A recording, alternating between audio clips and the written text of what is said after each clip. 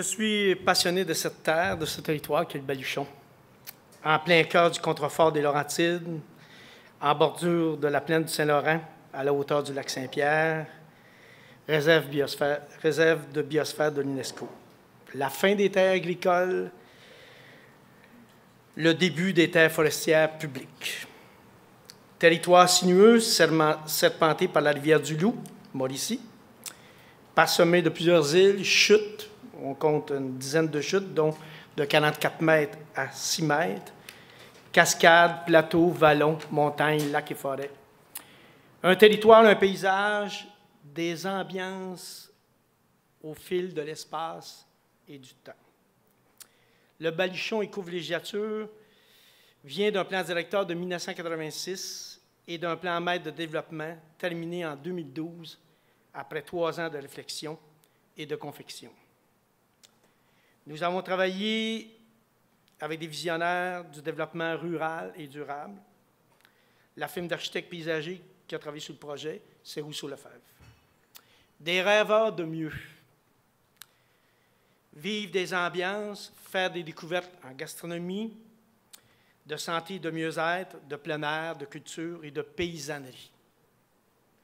Art de vivre, empreinte d'évocation, en harmonie avec le territoire, la nature et son histoire, autant la petite que la grande. Faire des lieux d'intimité réservés aux cachets particuliers, des unités de paysage, l'archipel, les prés, les vallons, la baie d'Understone, les chutes, etc., etc. Renforcer le territoire, son paysage, ses ambiances, en l'habitant par une vocation remplie d'expérience et par la douceur des scènes rurales. Le grand rang, le parcours d'eau d'un canot volant à l'autre, le parcours d'un baluchon à l'autre, au bout du monde, au plan à Magnan. La piste au sillon, la piste au pas, la piste aux 4 pattes, la piste glacée, la piste verte. Faire des tableaux, des unités de paysage avec des touches de style. Des aménagements entre le patrimoine rural, des paysages ruraux, l'art du rustique chic au contemporain. Habité par les matériaux du coin, habité par les artisans du coin, et des lignes pures, inspirées par la nature. C'est aussi évoquer le passé pour figurer le présent et le futur. Le moulin à vent, l'éolien et l'hydrolien. Faire la cour à l'agriculture biologique et à la foresterie durable, tout en composant des paysages au fil de l'espace et du temps, des technologies et du savoir-faire à travers le temps. Assurer que l'exploitation du territoire n'en altère pas le potentiel et n'en compromette pas la pérennité. Un tourisme durable, un écotourisme visant la valeur, la mise en valeur du milieu rural, de ses paysages, de ses savoir-faire et de son art de vivre. Le tourisme doux, slow tourisme, et l'expérience verte. Favoriser le retour des animaux de pâturage. Créer des paysages de pâturage avec le savoir-faire d'aujourd'hui. On a aménagé un parcours de pâturage de 5 km. On a lancé une activité de tourisme expérience agricole, Cowboy dans l'ombre. Entre vallons, forêts, prés, rivières, des aménagements durables, inspirant les paysages ruraux entre les animaux de ferme, la nordicité et le cachet de la petite ferme. Dans un souci aussi de donner des lieux pour le simple besoin de relaxer, de susciter la recherche des joies simples et le besoin de ressourcement ou tout simplement le désir de connaître, de faire de l'apprentissage. Produire du tourisme d'expérience agricole qui répond à une évocation rurale, à un savoir-faire d'aujourd'hui à travers un passé dans un souci d'authenticité, mais évolué. À cheval pour amener les bœufs nordiques à travers les paysages, à travers des tableaux ruraux. Un autre exemple de tableau naturel reflète la vie de la rivière, l'art nature du slow design habité par les matériaux issus de la nature et des technologies vertes inspirées par le futur. Massage dans les arbres, massage au fil de l'eau, mais surtout des hauts lieux de la rivière, de relaxation et de contemplation inspirés par l'Adirondack, le Lenhart, l'histoire, une architecture, un design issu de la nature et de l'art. Tous ces exemples sont des expériences découlant du slow tourisme, du tourisme doux, et de l'écotourisme, qui se définit par la diversité, la personnalisation, l'intimisme des expériences dans un territoire qui est imprégné par l'authenticité en tourisme. L'authenticité en tourisme, c'est la quête d'un monde différent, ce qui représente l'expression identitaire d'un peuple, ce qui gravite autour des coutumes et des traditions, faire connaître des différences et offrir une vitrine sur la culture, son patrimoine, son histoire et ce qui modèle l'identité d'une destination. Ce qui permet de contrer la mondialisation et la standardisation qui en découle. Quand la découverte nous emmène là où l'industrialisation n'a pas encore envahi un coin de pays et modifie les façons de faire et les façons de vivre, ce qui rime aussi avec une valeur ajoutée, une qualité de l'expérience. C'est aussi la technologie imprégnée par une pratique patrimoniale. Si nous prenons le temps, si nous prenons la nature pour guide, nous ne nous égarerons jamais.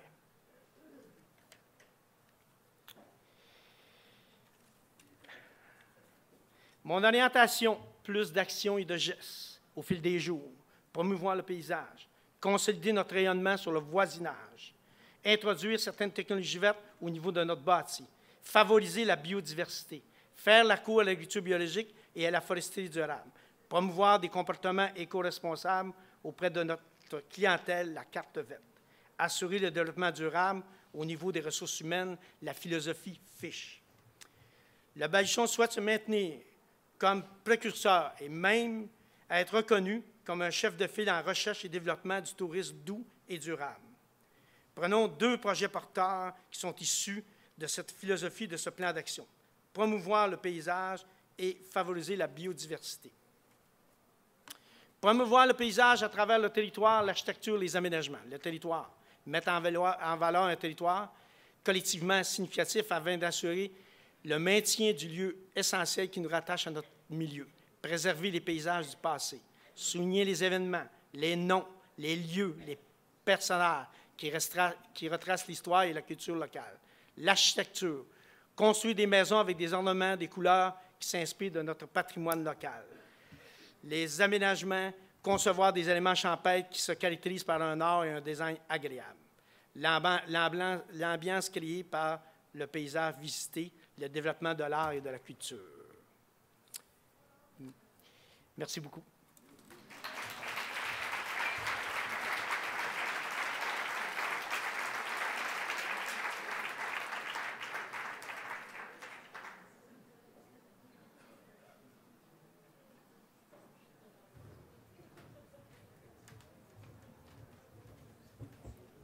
Bonjour tout le monde. Bon, donc moi je vous amène ailleurs aujourd'hui. Je vous amène un peu plus loin que Québec, parce qu'en fait notre bureau Bourgeois, le chasseur architecte, est situé à Québec, mais là je vous amène aux îles de la Madeleine pour vous présenter une petite partie du travail qu'on fait là-bas. Donc les îles, pour ceux qui connaissent un peu moins, habituellement sont reconnues pour les gens d'abord, mais aussi pour les paysages, là, comme vous pouvez le voir, qui sont quand même assez spectaculaires. Ce qui est particulier aux îles, en fait, c'est qu'on se retrouve vraiment très proche de la nature. Avec des hivers comme on a cette année, on sent que la force de la nature est présente. Et puis, justement, il y a beaucoup d'érosion, les falaises que vous voyez ici. Là, ça, c'est un terrain sur lequel on travaille actuellement pour un projet résidentiel, là, mais c'est quand même assez fragile comme milieu.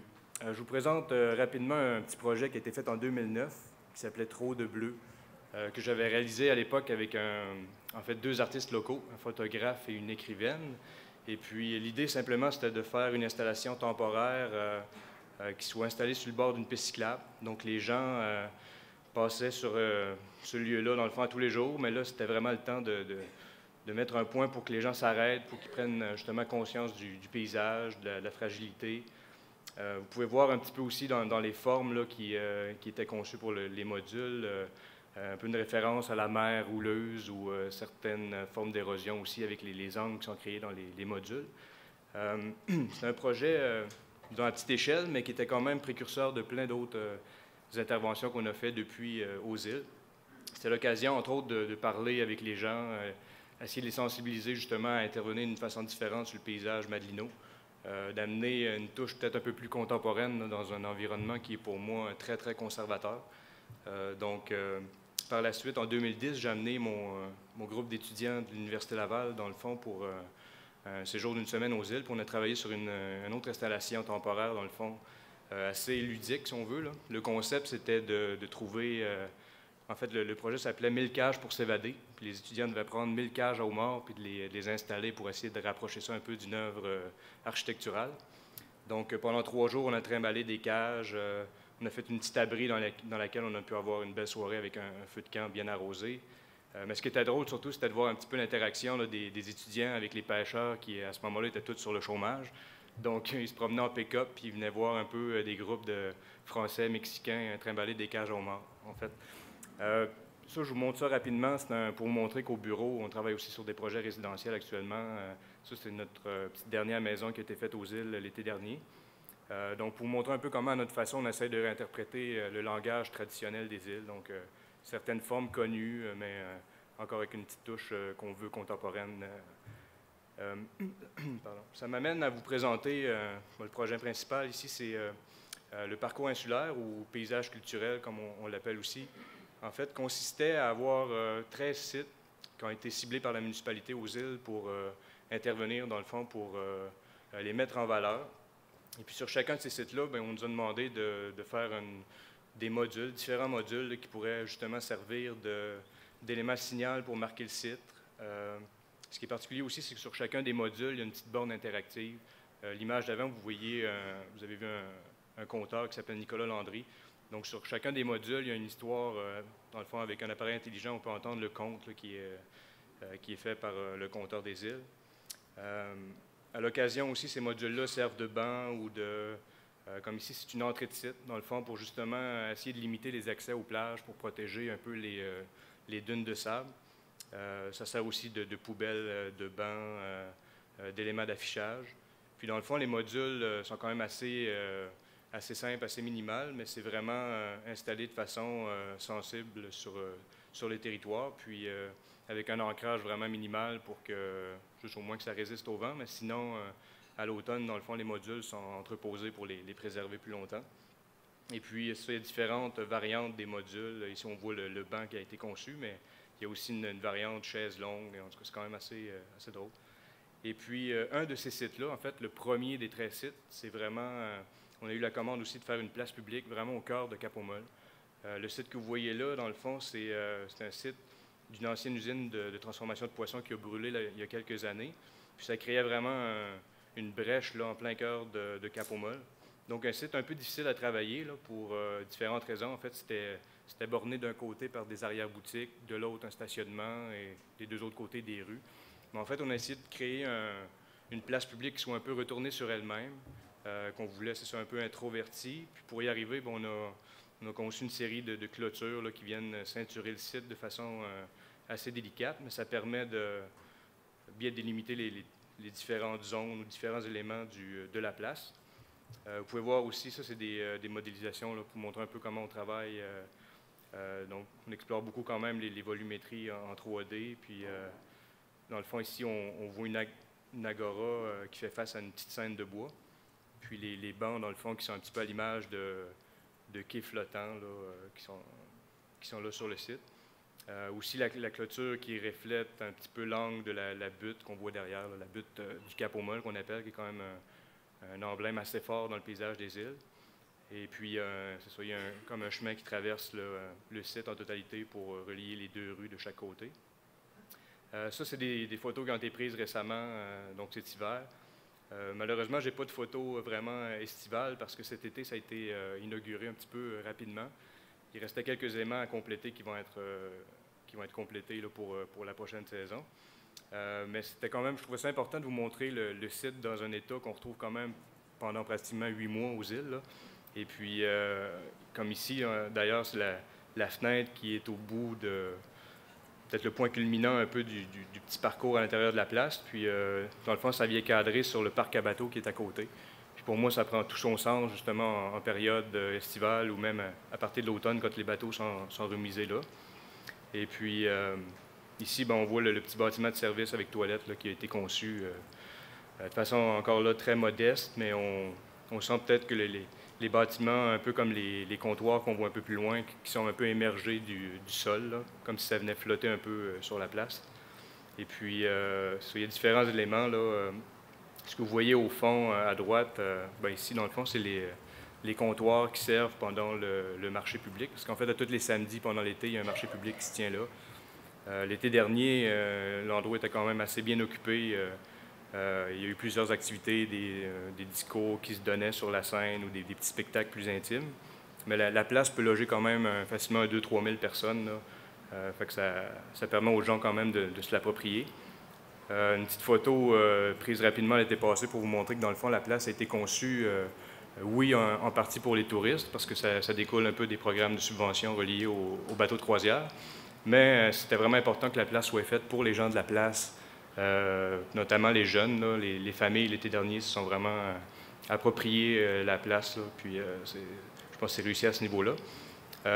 J'ai décidé de terminer sur une œuvre d'art d'un artiste local aux îles qui s'appelle Julien Livernois, qui, lui, prend des photographies de coques de bateau, en fait, il vient vraiment zoomer sur une coque de bateau à la fin de la saison de pêche.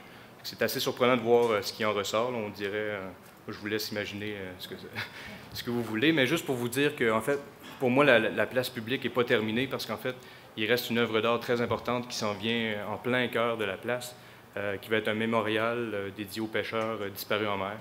Fait que je vous invite à rester à l'affût, puis même à venir voir ça de vos yeux aux îles de la Madeleine l'été prochain. Merci beaucoup.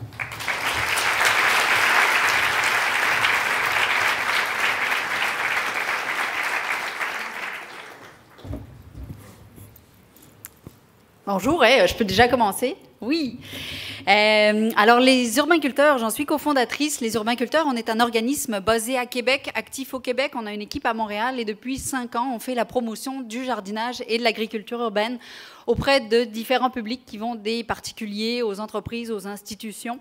Notre dernier projet, c'est l'Assemblée nationale. Je vais vous en parler un petit peu tout à l'heure. On a une trentaine de projets de grande envergure réalisés jusqu'à présent. Pourquoi l'agriculture urbaine? On n'est pas architecte de paysage, on n'est pas horticulteur, on n'est pas agronome, on est passionné d'alimentation, de solutions vertes. Et on se disait, on avait envie de transmettre ça aux gens et de produire des aliments en ville et d'embellir le cadre de vie des gens et de leur dire qu'ils étaient capables aussi, quel que soit le lieu où ils habitent, de faire pousser une partie de leurs aliments. Alors, essentiellement, on cultive en pot quand on n'a pas accès à des terrains, mais on privilégie la terre quand elle est accessible. C'est rare en ville. Les pots nous permettent de cultiver sur les toits, de cultiver sur du béton, de l'asphalte, de façon mobile, de façon simple, facile à installer. On a choisi les Smart Pots, des pots de jardinage en géotextile. J'en ai à montrer s'il y en a que ça intéresse, pour plusieurs raisons. Parce qu'ils permettent un développement racinaire, comme on voit ici sur l'image, plein de petites racines et radicelles. Et pour le jardinier débutant qui ne connaît pas trop ça, c'est vraiment un pot qui va permettre d'avoir des résultats, d'être productif, d'être très simple à utiliser. On peut le laisser dehors et très abordable. Au niveau tourisme, plusieurs réalisations de notre côté. Ici, on est sur le toit de l'hôtel du Vieux-Québec, un hôtel à peu près 95 chambres à Québec, plein centre-ville, vraiment une volonté écologique de cette entreprise-là avec différentes mesures environnementales, dont le toit jardin depuis 5 ans. Ici, hôtel Hilton, vraiment le règne du béton, où il y a une terrasse, il y a 200 chambres, je pense qu'on l'a vu sur cet endroit très, très bétonné. On est à côté de la piscine, c'était pas très glamour, alors on a proposé de faire un aménagement comestible comme ça en pot où les chefs peuvent venir glaner quelques fleurs comestibles, quelques légumes. C'est très intéressant aussi pour les visiteurs. Auberge Saint-Antoine, toujours dans le Vieux-Québec, un relais château avec le restaurant Panache. Ils voulaient renouveler, en fait, il y avait une terrasse, la terrasse finalement du Panache où il n'y avait aucun aménagement et on leur a proposé cet aménagement comestible avec des choux, avec beaucoup de choses qui étaient adaptées à l'ombre. Et concept, ben, c'est ça, le chef peut venir chercher de la ciboulette, du kale, etc. Autre type de projet dans des lieux publics, très visible aussi de la population, ça c'est le Jardin botanique de Montréal, où en 2011-2012, on a fait un verger urbain en pot. L'idée, c'était de montrer qu'on est capable de cultiver autre chose que des pommes au Québec, c'est-à-dire plein de petits fruits, plein de framboisiers, cassis, gadelles, et aussi des poires, des cerises, etc. En pot, donc mobile quand on le veut. Ici, un autre parc public à Québec, dans Sillery, le domaine Cataraqui, qui est géré par la Commission de la capitale, capitale nationale qui nous a demandé de restaurer le potager, remettre en valeur le potager qui existait depuis 150 ans et qui avait été abandonné. Alors, on s'est beaucoup amusé. C'est un lieu d'éducation, c'est un lieu de démonstration et on produit pour un organisme communautaire. La Korrigan, une microbrasserie plein centre-ville qui fait sa terrasse dans un stationnement. C'est pas très glamour non plus. Alors, on décide de faire une oasis de verdure. Ça marche bien. On a des tomates, on a des fraises, on a des capucines, on a du saule vivant. Je vais vous en reparler. On a vraiment un très bel endroit qui attire et les Québécois et les touristes. Une autre brasserie à Québec, la Barberie, microbrasserie. On est en charge de leurs terrasses, de leurs aménagements depuis 2009 et chaque année, on propose des nouveautés. Ça, c'est notre version du mur végétal avec des pochettes, des smart pots, avec un système d'arrosage automatique, etc., où on peut cultiver finalement des fines herbes, des fleurs comestibles. C'est un projet qui a été très, très apprécié, qui permet aussi aux gens de se dire, ben oui, chez moi, sur mon balcon, je peux faire ce genre d'aménagement.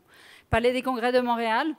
2011, avec le Centre d'écologie urbaine, il y a eu une subvention dans le cadre du plan québécois de lutte aux îlots de chaleur et on en a fait partie. Donc, il y avait 125 pots pour la production potagère, pour le traiteur du Palais des Congrès de Montréal, de même qu'il y avait des toits jardins extensifs.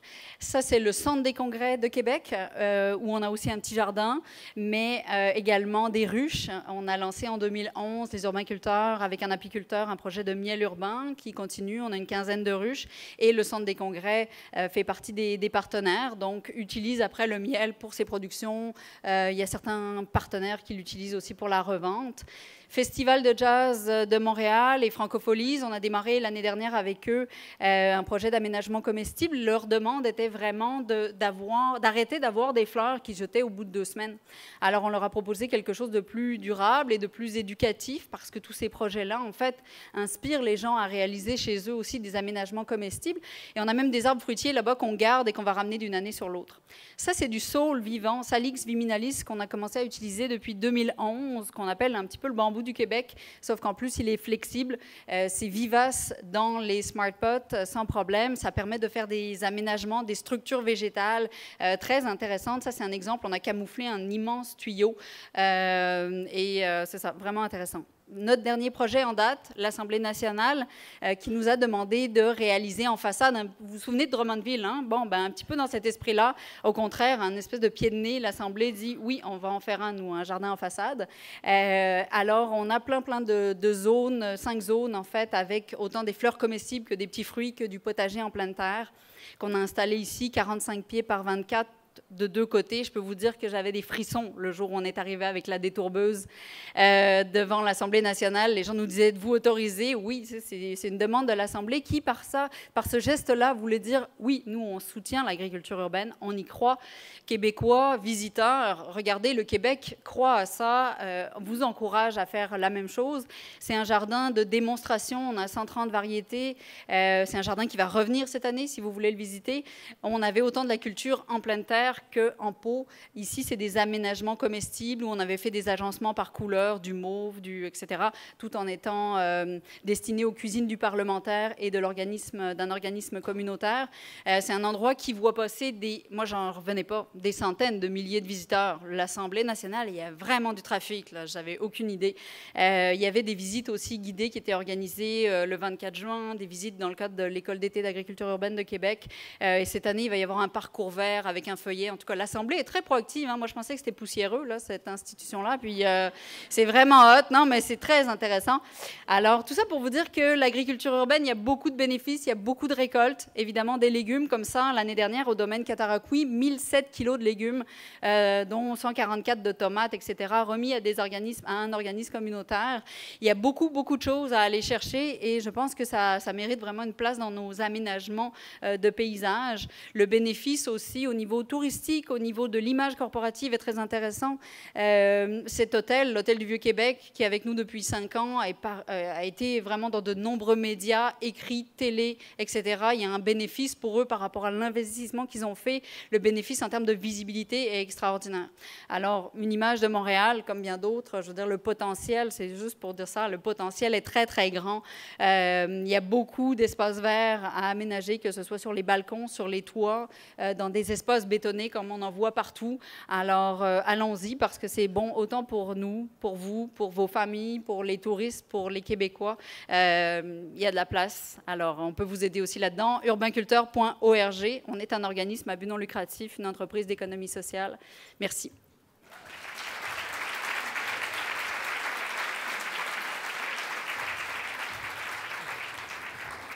Alors bonsoir, moi je vais vous parler un peu d'art contemporain. J'ai fondé en 2009 le Festival d'art contemporain Art Souterrain, qui a lieu dans le réseau souterrain de Montréal, qui s'étire sur un réseau de 7 km entre la Place des Arts jusqu'au complexe Les Ailes. On habite une dizaine de lieux, en fait 14 pour être précis, et dans la plupart de ces lieux, on installe des œuvres d'art contemporain. Donc on joue beaucoup avec l'architecture. On présente autant des installations, comme vous le voyez lors de cette image, des installations, de la vidéo, des performances et de la photo. Et donc à travers le festival, ce qu'on cherche à faire, c'est d'une part de fédérer l'ensemble du milieu de l'art contemporain autour d'une célébration, mais aussi de se rapprocher du citoyen, de montrer que l'art contemporain peut être accessible, montrer les différentes facettes de ce qui existe aujourd'hui à travers l'art actuel et d'accompagner l'ensemble de ces individus à travers l'ensemble des lieux de diffusion qu'on retrouve à Montréal et au Québec. Alors, Art Souterrain, ce sont des installations qui sont réalisées par des artistes essentiellement québécois. Notre programmation est à peu près de 50% d'artistes québécois, 25% d'artistes étrangers et 25% d'artistes hors Québec au Canada. Ces artistes-là, il y en a à peu près 30% qu'on essaye de maintenir qui sont des artistes émergents. Donc on fait beaucoup d'accompagnement auprès des jeunes créateurs pour les inviter à mieux utiliser et habiter l'espace public. Alors la particularité de ce festival, c'est aussi de transiger, on est dans l'espace public, mais l'ensemble de ces lieux sont gérés par des sociétés de gestion immobilière. Donc, ce qui veut dire qu'on a beaucoup de consensus à faire avec ces différents édifices pour arriver à présenter, à dévoiler et à faire vivre des expériences à des individus qui ont peu ou pas du tout de connaissances en art contemporain. Donc cette année, on avait 93 projets d'art contemporain qui s'étiraient sur 7 km de parcours. On présente chaque année des villes d'art contemporain, des villes. Alors il y a eu Barcelone, il y a eu Paris. Cette année, pour changer, on a présenté un petit peu plus un volet lié d'une part aux arts visuels qu'on retrouve en Israël, mais aussi des artistes issus de communautés autochtones. Parce que le thème qui fédère l'ensemble de ces projets qui sont dans le réseau souterrain, il faut un fil conducteur, et le thème s'intitulait « Enracinement ». Donc c'était tout le questionnement autour des repères identitaires, qui était un sujet d'ailleurs fort d'actualité, entre autres avec la Charte des valeurs, ce qui n'était pas du tout conditionné. Et lors de la présentation de ces projets, notre rôle, c'est de faire un travail d'accompagnement pour les festivaliers, mais aussi pour l'ensemble des personnes qui vivent dans ces espaces. Donc il y a beaucoup de locataires de bureaux, des détaillants, des gens qui traversent ces différents espaces qui ont des vocations très différentes. Il peut autant avoir un lieu de congrès comme le Palais, une tour à Bourreau qui est le complexe Guy Favreau qui accueille plus d'une vingtaine de bureaux fédéraux, et puis des lieux plus culturels comme la Place des Arts. Mais notre rôle d'accompagnement, il se fait à travers beaucoup d'outils de médiation culturelle. Donc on a une application iPhone, on a des visites guidées, on a un audio guide gratuit, on a aussi des activités. Alors ces activités, elles prennent place périodiquement dans ces édifices, on met en lumière les édifices, et là, lors de cette journée, on articule des activités autour d'ateliers, de rencontres, de performances qui sont autant dirigées vers des familles ou des gens qui travaillent dans les édifices que des personnes qui sont des véritables amateurs d'art. Donc les amateurs, on va les combler avec des tables rondes, des conférences, des rencontres, mais les familles, on va les accompagner en leur présentant des œuvres, des visites qui sont des visites découvertes, avec des expériences qui sont un petit peu plus adaptées à des gens qui n'ont pas de relation directe avec l'art contemporain. Alors, tout le festival Art contemporain repose sur la cohabitation dans les lieux et l'espace public. Ce qui veut dire que le premier travail d'accompagnement qu'on fait se fait avec les administrateurs de ces lieux et aussi avec la municipalité. Donc notre rôle, c'est pas simplement de fédérer le milieu et de changer la perception du public vis-à-vis de l'art contemporain, mais aussi c'est de créer une nouvelle destination culturelle qui pourrait être à long terme le réseau souterrain de Montréal. Alors moi, je fais partie des Français qui ont débarqué. On m'a longuement parlé pendant des années de la ville souterraine, et c'est vrai que quand on débarque à Montréal, on se rend compte que c'est un dédale de centres commerciaux, de couloirs qui n'ont pas nécessairement une âme, et le principe, c'est de les habiter, et les habiter avec des projets qui peuvent être ponctuels, mais aussi durables. Et ça m'amène à une réflexion qu'on est en train de mettre en place jusqu'à 2017, c'est d'habiter ces lieux de façon plus durable, et de le faire non pas seulement avec des artistes en art contemporain, mais aussi avec des architectes paysagers. C'est de mieux habiter nos lieux et de faire en sorte qu'à long terme, on puisse créer de l'expérience, on puisse inviter des touristes à découvrir un patrimoine qui est unique au monde, parce qu'on parle de plus de 32 km d'espace souterrain. Ça accueille autant des édifices que des lieux commerciaux, mais à l'intérieur de chacun d'entre eux, il y a un énorme potentiel pour présenter des activités, présenter aussi des œuvres. Il y a d'ailleurs, il se trouve dans le réseau souterrain qu'il y a au-delà d'une quarantaine d'œuvres d'art public qui ont toutes été financées soit par des mécènes, soit par des édifices, mais c'est d'arriver de mieux habiter son lieu et de préserver son patrimoine et de le faire rayonner à l'international. Donc, et pour ce faire, on agit soit ponctuellement, ça peut être là en l'occurrence à travers des performances, mais on peut par le biais de collaborations qui peuvent être faites avec des institutions, avec des galeries, des centres d'artistes, mais aussi avec des regroupements, avec des artistes, et être capable de s'arrimer et créer des expériences immergentes pour le public. L'année prochaine, notre thème s'intitule « La sécurité dans nos sociétés, qu'advient-il de nos espaces de liberté ?» Et on invite les artistes, les cabinets d'architectes, les architectes paysagers à participer. Alors c'est un thème assez vaste qui implique beaucoup jusqu'où on est prêt à aller pour préserver notre confort. Et donc, nous, on va mettre en place notre appel de dossier dès la semaine prochaine.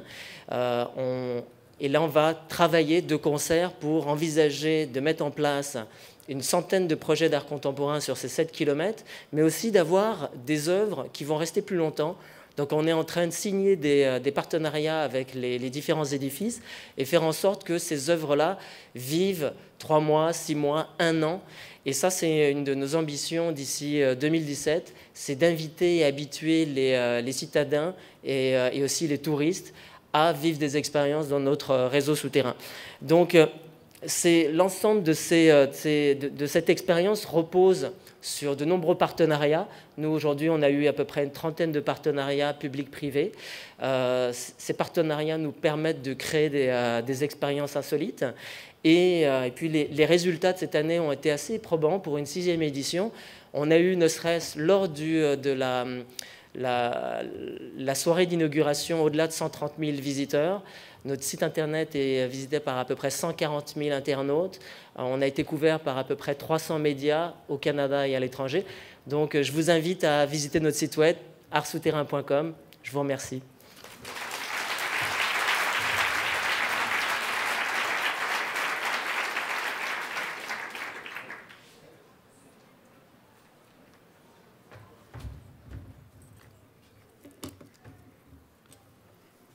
Bonjour. Donc, je m'appelle André Batalon, je suis cofondateur de l'agence Landmark. Landmark est une agence de marketing artistique. Donc, ce qu'on fait, c'est qu'on valorise et on positionne un client dans un contexte marketing, mais toujours en utilisant les arts pour en faire la promotion. Donc, on utilise les arts pour promouvoir non seulement un lieu, mais aussi une image de marque, un organisme ou même une personne. Donc, je vous parle aujourd'hui du street art et du tourisme, donc l'effet qu'a l'art de rue sur le tourisme, non seulement à Montréal, mais partout dans le monde. Donc ici, on voit justement des gens qui se massent devant des œuvres à Londres, donc c'est des tours guidés qui attirent à chaque année des milliers de touristes. Ici, on a, en fait, qu'est-ce que l'art de rue, le street art? Bon, c'est très facile de catégoriser ça comme étant du vandalisme, mais il s'agit en fait d'une œuvre d'expression artistique dans la rue. Donc, ça peut être, ici, très facile avec un peu d'aérosol, mais ça peut être aussi très gigantesque, très difficile, très complexe. Donc, qu'est-ce que l'art de rue? Je vais passer rapidement là, dans les différents lingots. Donc, il y a le graffiti, comme on voit ici. Donc, c'est une pièce de Reese, un artiste de Los Angeles. Et on a Roadwords qui fait du pochoir. Donc, graffiti et pochoir sont parmi les deux styles d'art qui ont commencé à entamer le volet. Donc, bien sûr, les murales qui sont plus permissives, qui sont plus agréables dans certains cas, donc puisque ça nécessite davantage de permission, davantage de moyens aussi. On a le collage et les installations. Donc ici, on voit des œuvres d'artistes américains et d'artistes européens. Donc les œuvres, le collage et l'installation sont des choses qui sont faites en galerie, en studio, et qui sont ensuite mis dans la rue, donc pour le plaisir de tous et chacun. Donc, ça demande un peu plus, évidemment, de logistique, comme vous pouvez voir, donc, surtout l'œuvre de Mark Jenkins, qui est assez spécial. Donc, l'effet du street art sur le décor, donc sur le paysage. Le street art vient embellir, vient apporter une touche de beauté dans un décor qui est pas souvent, en fait, qui est souvent ingrat, qui est souvent dans l'ombre, qui est anonyme. Qu'est-ce que ça crée, ces œuvres-là? Donc, toutes ces petites œuvres d'art dans le territoire, ça crée des points, des points qu'on relie, ça crée des parcours qui sont souvent organiques, mais qui deviennent organisés. Et ça crée, évidemment, une attraction touristique. Donc... D'accord? La géolocalisation des œuvres. Donc, après... pardon, je me suis trompé de slide. C'est intéressant. D'accord? Oui. Donc, comme vous pouvez voir, c'est un artiste de Vancouver qui, dans l'anonymat total, fait une œuvre qui a été vue par une personne et cette même photo-là a fait le tour du monde en quelques jours. En fait, il y a des millions de likes qui ont été faits à gauche et à droite. Les gens, évidemment, s'approprient les œuvres d'art. Bon, puisqu'on ne peut pas nécessairement scier un bout de mur, on peut tout de même faire le traditionnel selfie. Qu'est-ce que c'est qu'un selfie? Bon, on prend son petit autoportrait devant l'œuvre pour dire à tout le monde, oui, j'étais devant un Banksy, oui, j'étais devant un Obey, j'étais là, vous voyez. Donc, vous voyez un line-up de touristes qui font la ligne devant des œuvres à Miami pour se faire prendre et pour ensuite les mettre sur les réseaux sociaux. Qu'est-ce que ça crée, justement, toutes ces géolocalisations-là, tous ces points de repère-là qui sont créés par les artistes, mais aussi par les fans? Ça crée des parcours. Donc, certains artistes, comme Space Invader ici, l'utilisent évidemment à bon escient. Donc, lui a créé un parcours à Paris, entre autres choses, avec toutes ses œuvres. Parcours qu'il vend à environ 50 $. C'est assez spécial. Évidemment, Banksy, on ne peut pas passer sur l'art de rue sans parler de Banksy, donc cet artiste de Londres qui aide à démocratiser le mouvement depuis plusieurs années, depuis bientôt 10 ans. Donc ça, c'est une œuvre qui a été faite à Londres juste avant les Jeux olympiques, qui s'appelle Slave Labor. Le propriétaire a mis un plexiglas, en fait, pour le protéger non seulement des vandales, mais aussi pour protéger son investissement, puisque le propriétaire a, lui, par contre, scié son mur, littéralement, pour vendre son œuvre aux enchères. Donc, cette œuvre a été mise aux enchères, allait être mise aux enchères entre 500 et 700 000 $. Par contre, vous voyez que la population s'est appropriée, elle aussi, l'œuvre. Donc, la population voulait tellement le retour de l'œuvre que la vente est annulée et l'œuvre a été rapatriée à son lieu d'origine. Incroyable. Donc, le street art, il ne se trouve pas n'importe où, il se trouve plus souvent qu'autrement près des grands centres de concentration, les grands centres artistiques. Donc, comme ici, le Myland à Montréal, il y a aussi le Tashless à Berlin. Ce sont souvent des secteurs de ville qui vont abriter les artistes dus à plusieurs contextes, dont notamment la gentrification.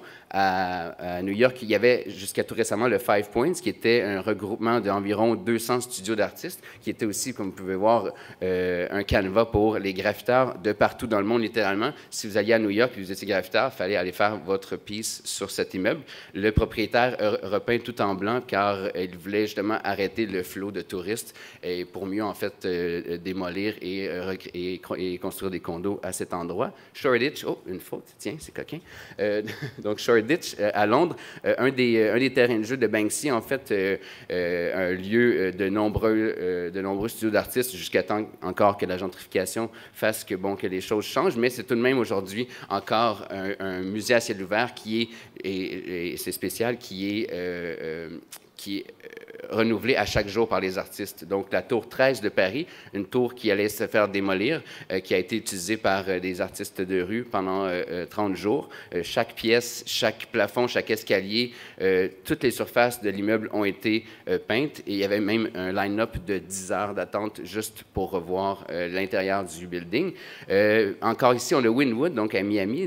Wynwood était un peu une création artificielle dans le sens où, encore là, la gentrification, mais aussi le dollar de certains propriétaires ont aidé à amener les artistes de partout dans le monde à venir créer sur les murs de ce secteur de Miami, qui est devenu en 5 ans, qui est passé d'un secteur dangereux à un des endroits les plus courus dans le monde. Donc, ici, en fait, c'est le Festival Mural. Donc, on a investi la Main, le boulevard Saint-Laurent, qui était pour nous un peu notre Wynwood. Donc, on a trouvé cette artère qui manquait d'amour, puis qui cherchait une identité. Donc, on s'est dit, mais pourquoi ne pas faire, justement, ne pas recréer ce contexte-là artistique et regrouper des œuvres d'artistes, non seulement locaux, mais d'artistes internationaux sur les murs de la Main. Donc, il y a une vingtaine de murales qui ont été faites durant la première édition en 2013, pendant les 4 jours de juin, donc du 12 au 16 de l'an passé. Ça a attiré près de 800 000 passages en 4 jours, donc on est vraiment fiers pour une première édition. Et la nouvelle du festival et les œuvres ont voyagé aussi loin que l'Afrique du Sud et même la Russie. Donc, justement, les fameux selfies ont servi dans ce cas-ci. Il y a eu une audience globale de près de 28 millions de personnes qui ont vu Montréal sous ses couleurs. Donc, pour nous, ça a été une très agréable récompense. Puis, évidemment, c'est un moteur pour cette deuxième édition qui va suivre. Le phénomène de street art a justement amené de l'intérêt de partout dans le monde. Puis là, chaque petit et gros centre métropolitain ont leur concentration artistique, ont leur festivité créative. Et longue vie au street art et au tourisme de rue. Merci.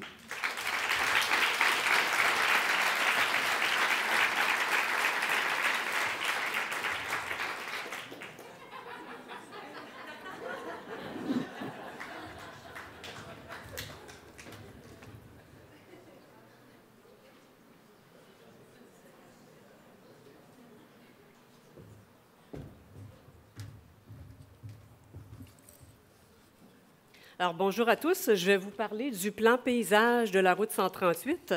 Donc, ça ici, c'est le document, le résumé de l'outil de planification. Si vous voulez le consulter, c'est sur notrepanorama.com. Alors, plusieurs images de la route 138.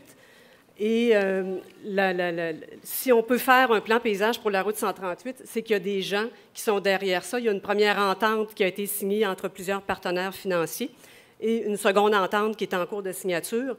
Et les partenaires financiers sont les partenaires régionaux, les MRC, CLD, Tourisme Charlevoix, des ministères comme le ministère de la Culture, le ministère des Transports, la CRI de la Capitale nationale. Et vous apercevez ici 3 personnes très engagées, Guy Néron, Jacques Lévesque et Yves Germain. C'est aussi les paysages, c'est une table de concertation parce qu'on ne peut pas soi-même changer les paysages d'une aussi vaste région. Donc, une 50aine de personnes qui proviennent du milieu municipal, milieu culturel, milieu agricole, etc., qui sont intéressées à la cause des paysages dans la région. C'est un rôle consultatif et la mission de la table, c'est d'informer, de sensibiliser et de concerter. Le plan paysage part de Bois-Châtel, donc on est au début de la côte de Beaupré, complètement à gauche, avec un paysage emblématique qui est la chute Montmorency, et on se rend à un autre paysage emblématique qui est le fjord du Saguenay, on est à Baie-Sainte-Catherine. Donc il y a 9 secteurs pour lesquels il y a des ambiances, des thématiques, des scènes et toutes sortes d'interventions. Le plan paysage, donc là, on part de la côte de Beaupré. Vous avez en haut à gauche l'agriculture à Château-Richer et ensuite un village de montagne qui est Saint-Tite-des-Caps. Ce qu'on s'est rendu compte, c'est que les paysages qu'on aperçoit de la route 138 ont une qualité moindre et il y a une certaine banalisation. Il faut donc les améliorer. Et la route 138 a un rôle économique majeur dans la région. Autre chose aussi, c'est la porte d'entrée de la région. Pour aller, peu importe où on veut, dans Charlevoix ou sur la côte, il faut emprunter la route 138 et on veut maintenir ou stimuler l'intérêt du visiteur. Vous avez ici, en haut à gauche, Clermont et la Malbaie. Donc, le fleuve devient un estuaire aussi également. Le plan paysage aussi se veut a une plus-value qui est une signature artistique. On a vu beaucoup de gens qui ont parlé d'art tout à l'heure. Donc, on sait que dans la région, hier et encore aujourd'hui, les artistes sont très présents, s'intéressent au paysage. Et on a donc examiné plusieurs œuvres pour voir ce qui ressortait des œuvres artistiques. Et la ruralité, c'est vraiment ce qui démarque le territoire. Les gens sont intéressés à la fois par cet aspect-là. C'est aussi un film en 200 km. Quand on part de Bois-Châtel, on s'en va jusqu'à Baie-Sainte-Catherine. On voit une variété unique de paysages au Québec dans un court territoire. Et quand on revient dans l'autre sens, on voit d'autres paysages également. Donc, c'est vraiment un lieu de découverte très important. C'est aussi, quand on a fait l'exercice, on s'est dit qu'il y avait beaucoup de lieux de découverte, d'endroits qui étaient méconnus et qu'il fallait prendre le temps de découvrir la région, donc les loges de la Lenteur. Ici, vous avez le secteur de Port-au-Percy, qui est à Saint-Siméon. Je ne sais pas si vous l'avez déjà vu, mais c'est vraiment extraordinaire. Donc, il y a beaucoup d'éléments qui sont très près de la route 138 qui méritent d'être davantage visités. On a plusieurs mesures, évidemment, pour faire le pont entre la signature artistique et les différentes mesures. Ici, c'est à Beaupré. Il y a des traversées d'agglomération, de villes, de villages. Vous avez, évidemment, en haut à gauche, avant, en bas, après. Et il y a des mesures pour mettre en valeur la culture, des aménagements paysagers. Et donc, il y a plusieurs villages ou villes qui sont traversés par la route 138. Aussi, je le mentionnais tout à l'heure, il y a beaucoup de lieux de découverte. Souvent, la route 138 a été créée, il y a plusieurs routes de contournement et on exclut le passage dans les villages. Ça, c'est Saint-Hilarion. Donc, peut-être que vous pensez que vous passez dans le village, mais souvent, on passe à côté. Et on a des points de vue intéressants sur le contrefort des Laurentides. C'est aussi le long du parcours de la route 138, à peu près 30 % c'est de la forêt. C'est très caractéristique de la région. Ça a été malheureusement des fois beaucoup bûché et les essences qui ont repoussé ne sont pas nécessairement intéressantes. Donc, on voudrait avoir des corridors écologiques de part et d'autre de la route 138. Aussi, la végétation est présente, mais des fois n'est pas assez présente, surtout pour camoufler des cicatrices paysagères. Des fois, on perd des vues à cause de la végétation, mais des fois, il y a des zones industrielles, commerciales. Ici, vous avez le BMR qui est à Château-Richer, où on a fait un aménagement paysager, on a structuré le stationnement, et on espère que ça va servir d'exemple à beaucoup d'autres commerces et industries. Autre mesure, c'est le paysage, le produit du terroir. Il y a beaucoup d'éléments. En fait, l'agriculture est très présente et on veut donc la préserver pour préserver aussi les vues. On veut aussi mettre en valeur les bâtiments agricoles. Ici, on est à Cap-à-l'Aigle, à la Malbaie, donc un paysage aussi assez emblématique. L'autre élément, je voulais mentionner un petit peu les vues. Il y a beaucoup de vues qu'on a perdues parce que la végétation a poussé énormément. Et donc, parce qu'il y a la privatisation aussi, il y a des friches, donc on veut préserver certains points de vue qui sont uniques. Ici, vous avez une vue sur Baie-Saint-Paul. Et donc, c'est beaucoup par différentes mesures, peut-être des ententes de gré à gré, le soutien de l'activité agricole qu'on va réussir à, dans le fond, préserver les vues. On a aussi des points de vue qui sont exceptionnels, des scènes qui devraient être mises en valeur ou enfin, des fois, améliorées. Ici, on est au fjord du Saguenay, à Baie-Sainte-Catherine. Et donc, on devra définir c'est quoi les mesures pour mettre en valeur pour chacun des secteurs ces scènes-là. Ça, ce sont les mesures générales. Ça se décline par secteur. On a 9 secteurs de Bois-Châtel à Baie-Sainte-Catherine. Et donc, toutes les mesures générales ont été localisées pour chacun des secteurs, que ce soit la préservation des vues, des traversées d'agglomération, etc., etc. Une meilleure signalisation aussi. La mise en œuvre du plan paysage a débuté parce qu'on a travaillé à l'élaboration au cours des 2 dernières années. Et il y a l'aspect communication, diffusion qui est très importante. Et on a fait un événement pour, dans le fond, lancer le plan paysage de la route 138. Et on le fait dans un lieu de découverte qui est le moulin La Rémie à Baie-Saint-Paul, qui est très, très près de la route et que beaucoup de gens ne connaissaient pas.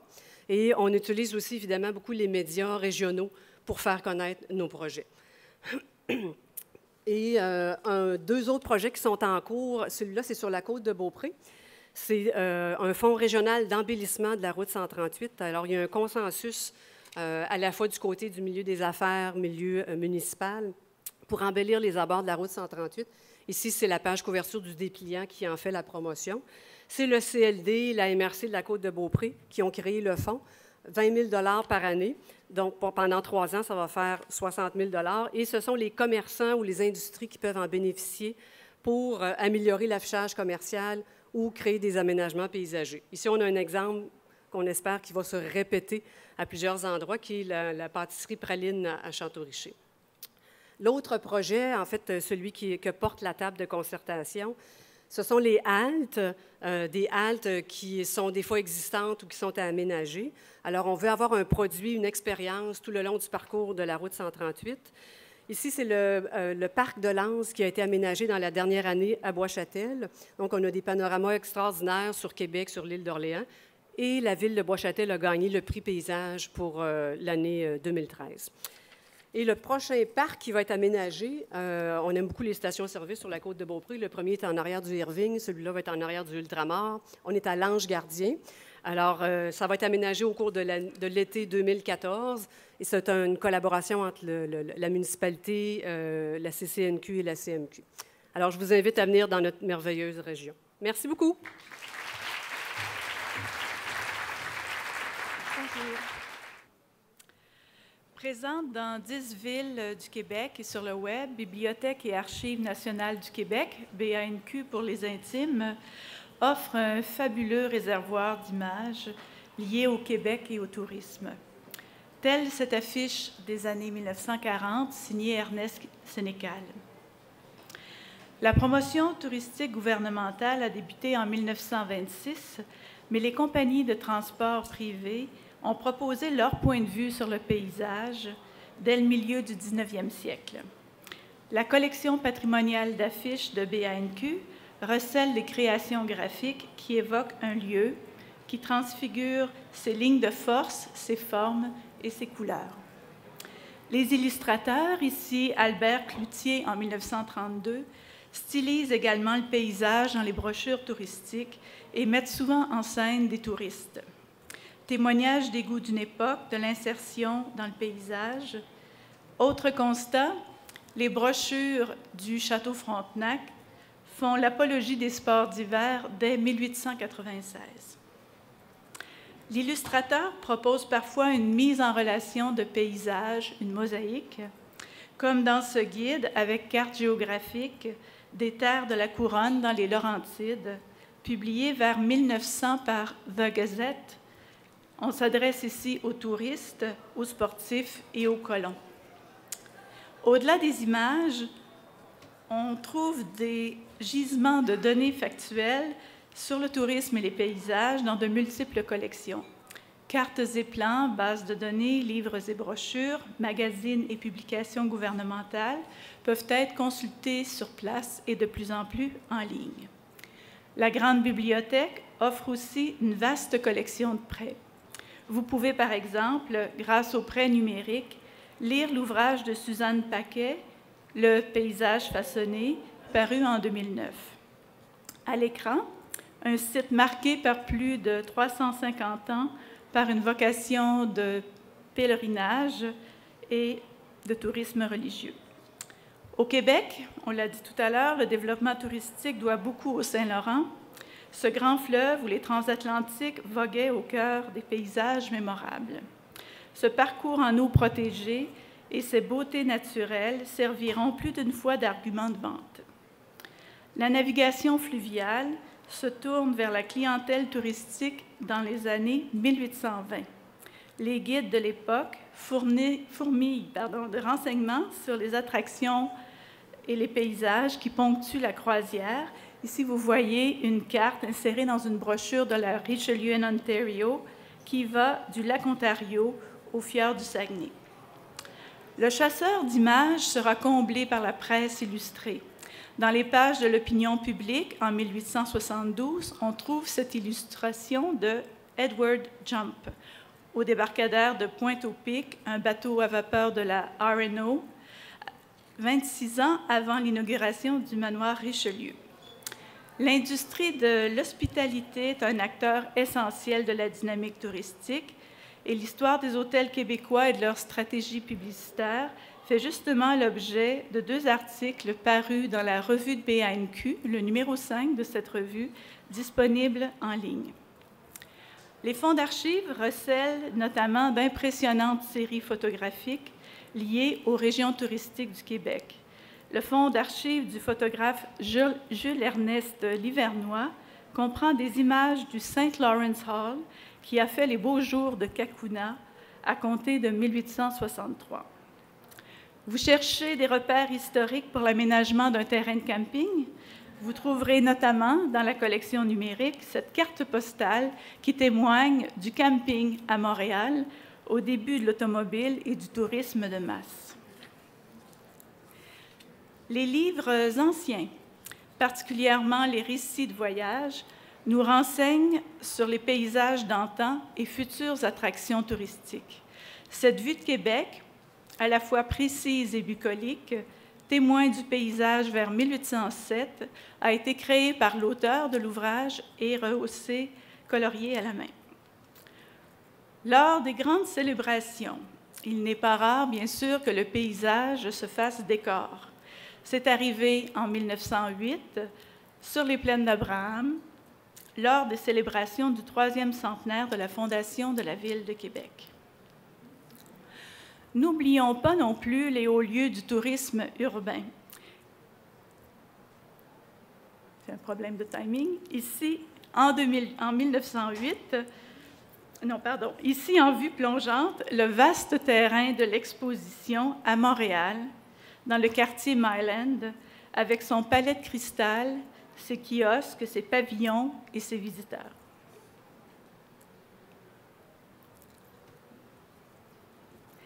Devenir un touriste du patrimoine documentaire, rien n'est plus simple.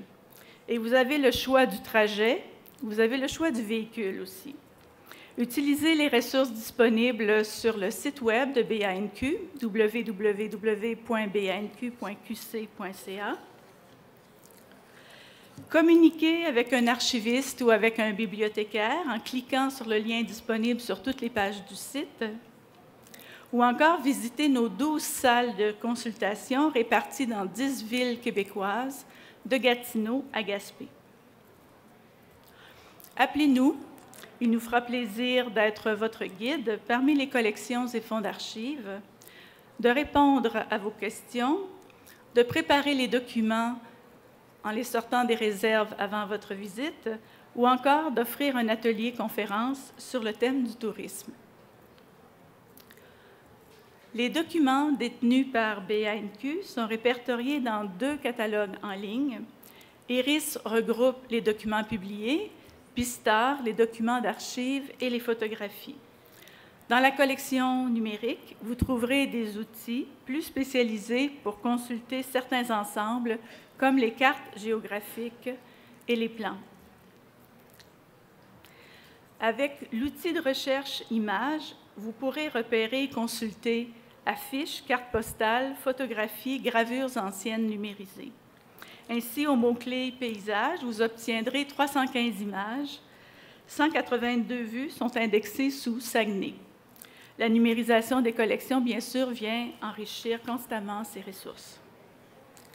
Si le sujet vous attire, si ces images vous inspirent, je vous propose aussi un livre et une exposition. Paru aux éditions de l'Homme, préparé avec Marc Chocot et avec ma collègue Michel Lefebvre, le livre « Destination Québec » brosse une histoire du tourisme au Québec en 9 chapitres et 350 images.